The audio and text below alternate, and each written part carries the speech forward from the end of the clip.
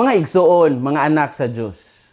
Adunay usa ka isyu sa mga unang mga adlaw sa Kristyanismo nga gitawag og the stolen body controversy. Nga mao ang unang fabricated news o fake news batok sa pagkabanhaw ni Jesus. Human makita nga walay sulob ang lubnganan, ang mga kaaway ni Jesus misugod og istorya nga iyang lawas gikawat lang og ang naghimo nini ang iyang mga tinunan samtang natulog ang mga gwardya.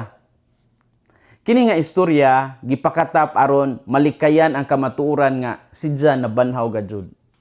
Apan ang pangutana, unsaon man sa mga tinunan ang pagkawat sa lawas nga binantayan man to og mga sundalo o nganong andaman sad sila mamatay alang sa usa ka baka kung dili ni siya tinuod. Ang unang mga Kristiyanos mitindog sa kamatuoran, pinaagi sa ilang pagpamatuod bisan pa sa pag-antos ug sa kamatayon. Ang ilang kinabuhi nahimong ebidensya nga si Jesus buhi.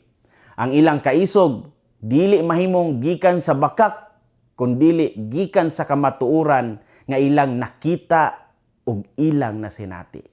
Bisan pa sa mga bakak nga gipakalat, ang kamatuoran ni patigbabaw. Ang atong ebanghelyo karon nagpadayon sa maong tensyon tali sa kamatuoran ug sa bakak.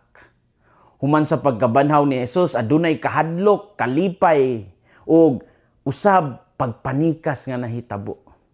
Ang uban mituo apan ang uban mipili sa pagtakuban sa kamatuoran.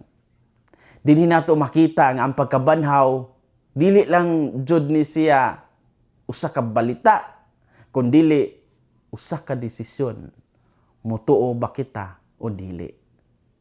Unsay makutlo nato karong adlaw?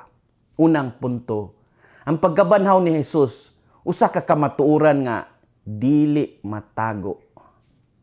Ang mga babayi sa ebanghelyo midagan uban sa kahadlok ug kalipay human nila makita nga wala nay sulod ang lubnganan.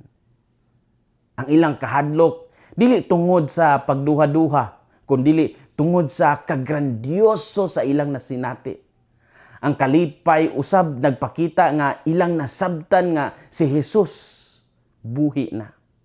Bisan unsa pa ang mga pagpaningkamot sa mga kaaway, wala nila natabunan ang kamatuoran nga si Jesus nabanhaw gayud. Ang pagkabanhaw dili lang istorya kundi usa ka panghitabo nga nasinati sa daghan kaadyong saksi.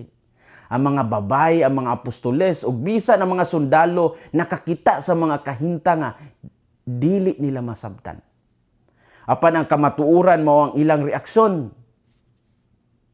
Ang uban nituo, ang uban mibaylo sa kamatuoran alang sa kwarta.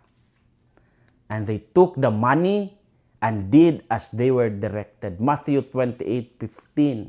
Sa binisaya pa, ug ilang gidawat ang kwarta ug gibuhat ang gisugo kanila.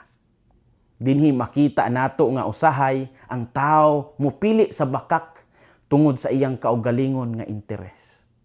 Sa atong kinabuhi karon, daghan gihapon og fake news nga espiritual. Usahay kita mismo mo pili sa bakak kay masayon kini kaysa kamatuoran. Pananglitan, masayon ang pagpasaylo nga dili tinuod o kanang plastikanay lang o ang pagpakita nga buutan bisan dili. Ang pangutana karon, asa man ta dapit? Sa kamatuoran ba ta o sa bakak? Ang pagkabanhaw ni Jesus usa ka kamatuoran nga dili matago. Ikaduhang punto, ang pagkabanhaw nag-auhag nato nga mahimong mga saksi sa kamatuoran. Ang mga babae wala nagpabilin sa ilang kahadlok. Sila midagan aron ipahibalo ang maayong balita. Sa ebanghelyo klaro nga giasoy, so they departed quickly from the tomb with fear and great joy and ran to tell his disciples. Matthew 28:8. Sa binisaya pa, busa, dali silang mihawa gikan sa lubnganan uban sa kahadlok ug dakong kalipay ug nidagan aron isulti sa iyang mga tinunan. Ang tinuod nga pagtuo Dili magpabilin sa sulod sa kasing-kasing lamang. Kini ipadayag ug ipakita sa buhat. Ang atong unang mga Kristiyanos wala mahadlok bisan giusig sila. Ang ilang kinabuhi nahimong mensahe sa pagkabanhaw. Sa atong panahon karon giunsa man nato pagpakita nga buhi si Jesus. Dili pinaagi sa dagkong pulong lamang, kundi pinaagi sa gugma, sa pagpasaylo, sa atong Kristohanong pagserbisyo. Kung kita magpuyo sa kasuko o pagdumot, murag kita mismo nagapadayon sa bakak nga si Jesus wala mabanhaw. Apan kung kita magpuyo sa gugma, kita nagpamatuod nga siya buhi. Ang kalibutan nang hinahanglan sa atong pagmatuod, dili lamang pinaagi sa mga argumento, kundi pinaagi sa kinabuhi nga nausab tungod kang Kristo. Ang pagkabanhaw nag-auhag nato nga mahimong mga saksi sa kamatuoran. Story time. Adunay usa ka istorya nga nag-viral sa social media niadtong 2019, may tungod sa usa ka pastor nga nagpakaron ingnon nga nagbanhaw siya og patay. Daghan ang nakakita sa video og nasuko tungod kay klaro kaayo nga kini scripted lamang. Ug tungod sa ka-viral niini, ang mga netizens nagsugod og gitawag og resurrection challenge. Diin magpakaaron ingnon sila nga patay unya kalit lang nga mobangon. Usahay uban sa dramatic nga music ug kataw-anan nga mga acting. Ang uban maghigda sa salog unya kalit mobangon murag zombie, ug ang uban maghimo niini sa kataw-anan jud nga mga pamaagi. Resurrection challenge.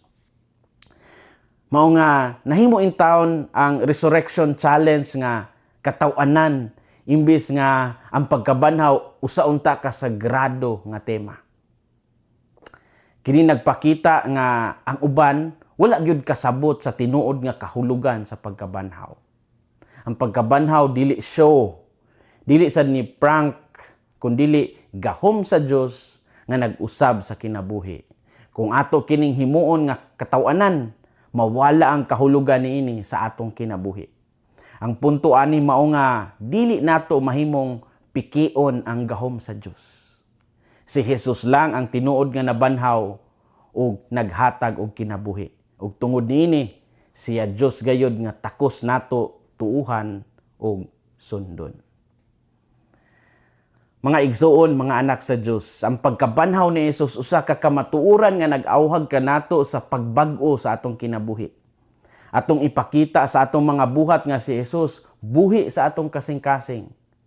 Ayaw kahadlok sa pagpakita sa imong pagtuo bisan pa sa kalibutan nga daghan kayong puno sa pagduha-duha, no? Himo natong tinuod ang atong pagtuo pinaagi sa gugma o pagserbisyo. Hinaot nga ang kasing-kasing ni Kristo maghari sa atong mga kasing-kasing. Kini si Father Felmar Castrodes, Fiel SVD, ang inyong magsisibya sa maayong balita. Gikan dinhi sa Radio Veritas Asia, hinumdumi ang kinabuhing Kristiyano, kinabuhi sa pagserbisyo.